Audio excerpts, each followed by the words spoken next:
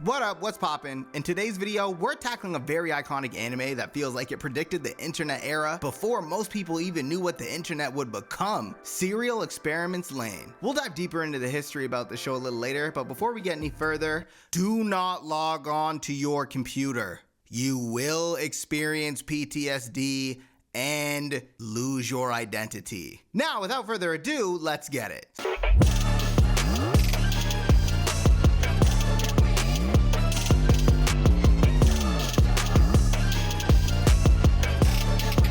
Serial Experiments Lain is a psychological cyberpunk anime known for its eerie atmosphere, surreal storytelling, and focus on identity, technology, and blurred lines between the real world and the internet. The series first aired on TV Tokyo on July 6, 1998, eventually running until September 28, 1998. The anime was later dubbed in English and aired in the United States in the early 2000s, where it became known as one of those anime that people either found genius, confusing, disturbing, or maybe all three. Unlike other late 90s anime, Serial Experiments Lain did not originate from any manga. It was an original anime project created by Yasuyuki Ueda and Triangle staff that ran for only 13 episodes. So let's get into the story. Lain Iwakura is a quiet, socially isolated middle school student living in Setagawa City, Tokyo. She lives with her emotionally distant family, her cold mother, computer-obsessed father, and disengaged older sister. Lain's life is ordinary on the surface, but it feels strangely empty. She doesn't fully connect with her family at all, and she keeps to herself at school most of the time and seems almost disconnected from the world around her. Everything changes after a classmate named Chisa Yamada dies. Soon after, students at Lain's school begin receiving mysterious emails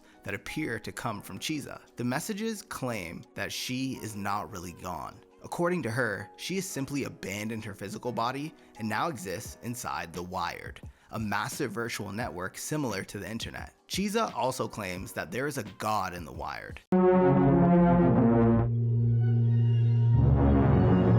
Now, most students are disturbed by the messages, but Lain, she's a little curious. She has never been especially interested in computers, but Chisa's words pull her toward the Wired. Lain asks her father for a new computer system, and her dad is excited by her interest in technology and helps her set it up. But he also gives her a vague warning about confusing the Wired with the real world. Later at school, Lain receives another strange sign when a message appears on the blackboard, inviting her to enter the Wired. It's as if Chisa, or something using her identity, is calling directly to Lain. Lain's classmates Alice, Julie, and Reika soon tell her something even stranger. They say they saw her at Siberia, a nightclub, acting completely different from her usual self. This other Lain was confident, intense, and bold, nothing like the shy girl they know from school. Lain insists it couldn't have been her, but the idea unsettles her. To prove it, she goes to Siberia with Alice and the others. There, she becomes involved in a disturbing incident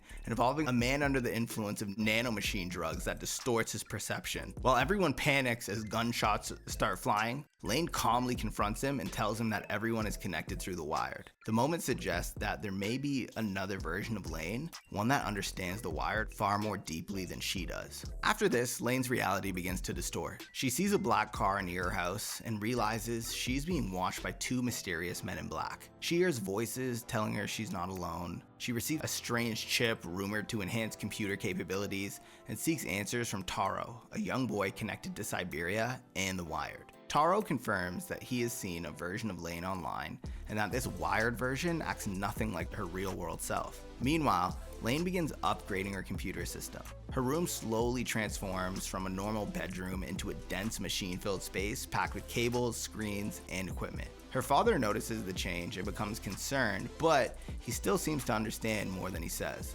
Mika, Lain's older sister, also notices that Lain is not acting like herself. At the same time, she begins experiencing strange messages too, and unsettling events of her own, as if the Wired is bleeding into her life as well. The mystery then gets even deeper when rumors start spreading about a virtual game called Phantoma. Players are becoming trapped in distorted experiences where the line between game and reality starts to break down. Some players are unable to understand that their actions in the game have real-life consequences. Lain investigates this and discovers that the incidents may be connected to the Knights of the Eastern Calculus, a secretive hacker group operating inside the Wired. The Knights are not just ordinary hackers, they are trying to weaken the boundary between the Wired and the physical world. As Lain searches for the truth, she learns about past experiments that attempt to connect human consciousness, technology, and unseen forces. One of these was KIDS, an experiment created by Professor Hodgson to gather psychic energy from children. The experiment ended disastrously though, but the Knights appear to have obtained its schematics and are using the old research to manipulate the present.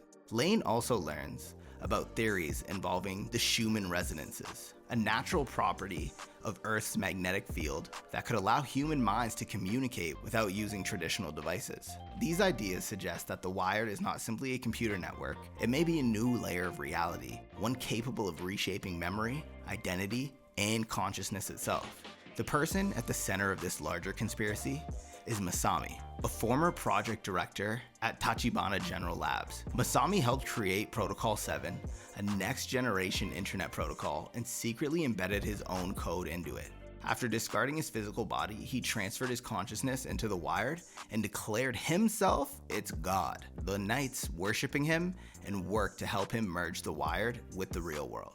Tachibana General Laboratories, however, wants to stop this collapse. The Men in Black bring Lain to an office where an official questions her about who she really is. He shows her evidence of her powerful Wired self, a version of Lain capable of acting independently online. When he suggests that real-world Lain and Wired Lain are the same being, Lain breaks down because she can't explain her own origins. She doesn't know whether she's a normal girl, an online identity, a program, or something beyond all three of those things. Lain's personal life becomes even more painful when rumors spread about Alice. Another rumor claims Lain was responsible for spreading them. Alice feels hurt and betrayed, and Lain is devastated by the damage done to her only real friendship. But then Lain discovers something terrifying.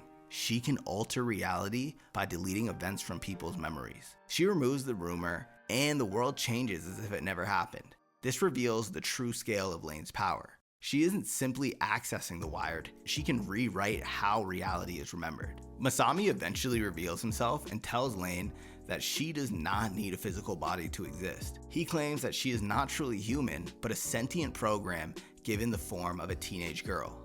Yasuo, her father, then says goodbye to her, implying that her family may have been part of an artificial setup meant to guide or contain her. Lain, realizing the Knights are helping Masami, exposes their identities across the world.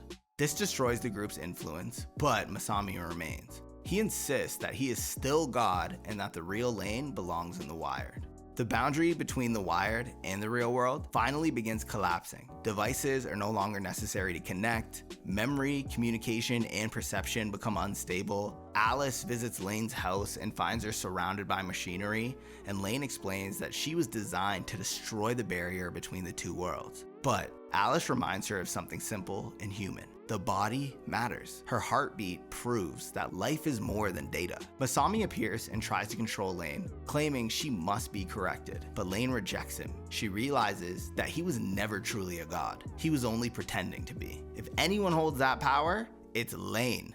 Then Masami transforms into a monster, but Lain defeats him using the equipment around her, wiping him out for good. Even after he's gone, the damage still remains. Alice is now traumatized by everything she witnessed, and Lain can't bear the pain she caused her only true friend. So, Lain makes the ultimate choice. She resets reality, erasing herself from everyone's memories and restoring separation between the Wired and the physical world. People's lives improve, Alice moves on, and the world becomes calmer. But Lain is left alone with the truth of what she is. She confronts her stronger Wired self, who tells her that she is an omnipresent being, able to exist anywhere and observe the world from afar. In the end, Lain sees Alice years later. Alice doesn't remember her though, but she feels a strange familiarity. They briefly speak, and Alice says they might meet again someday. Lain accepts this quietly because she now exists everywhere at once. And that's the end of Serial Experiments Lain. Yo, what did you think of this anime? This anime, like so many of these early animes, have similar themes. Dot hack sign, this. Trust me, there's more. I just can't think of them right now at the moment. But my point being, this early eerie vibe, it's just like, something about it just pulls you in. But let me know what you thought about Serial Experiments Lain in the comments down below. Thanks for watching and subscribe.